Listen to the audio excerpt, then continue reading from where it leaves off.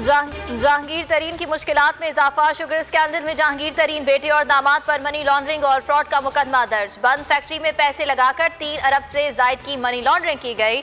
FIA का इल्जाम। जहांगीर तरीन का कहना है कि FIA के इल्जामात बेबुनियाद हैं। निजी ऑडिट फर्म कंपनीज के अकाउंट्स को पहले ही दुरुस्त करार दे चुकी है। तमाम शेयर कानून के मुताबिक मुंतकिल किए गए। ऑडिटर जनरल ने गुज़िश्ता बरस के पेट्रोल बहरान का जिम्मेदार ओगरा को करार दे दिया। रिपोर्ट में कहा गया कि ऑयल मार्केटिंग कंपनियां हुकूमती अहकामात पर कम अज़ कम स्टॉक रखने की पाबंद हैं। ओगरा की कमजोरी और नाकामी से मुल्क में पेट्रोल का मसनूई बहरान पैदा हुआ।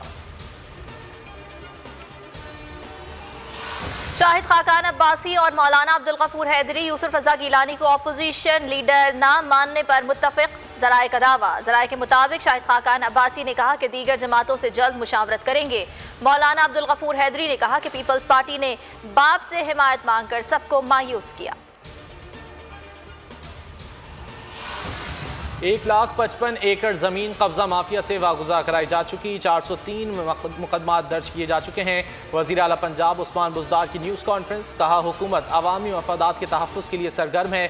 फिरदौस आशिकावान ने कहा कि कब्जा माफिया के खिलाफ कार्रवाइयों के बाद उनकी चीखें सुनाई दे रही हैं।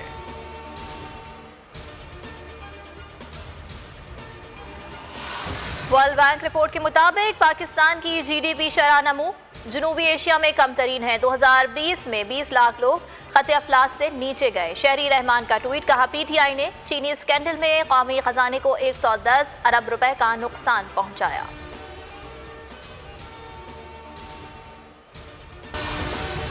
मौसमियाती तब्दीलियों से नबरदाज़मा होने के लिए इज्तिमाई कोशिश की ज़रूरत है। वज़ीर आज़म इमरान खान का बरतानवी अखबार दी टाइम्स में आर्टिकल। लिखा कि दुनिया को माहौलियाती तब्दीली को संजीदा लेना होगा।